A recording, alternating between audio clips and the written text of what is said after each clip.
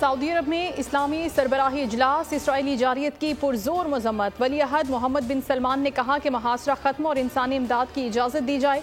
Secretary general OIC का गजा में फौरी जंगबंदी का मुतालबा।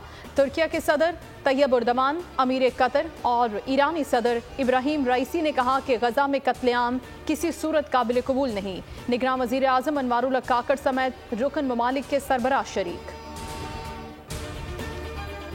मुस्लिम लीग नून और जमीयत उलमा इस्लाम के रहनुमाओं के दरमियान मुलाकात। नून लीगी रहनुमाओं की अल्लामा राशिद सोमरो से बिरादर निस्बती के इंतकाल पर ताज़ियत का इजहार। अयाज सादिक की सरबराही में नून लीगी वफ़द ने अल्लामा राशिद सोमरो से मुलाकात की। वफूद के दरमियान सिंध की सियासी सूरत हाल, मुजव्वज़ा सीट एडजस्टमेंट पर बातचीत। शहबाज शरीफ से साबिक अरकान कौमी और सूबाई असम्बली की लाहौर में मुलाकात। 5 साबिक अरकान कौमी और सूबाई असम्बली का मुस्लिम लीग नून में शमूलियत का ऐलान।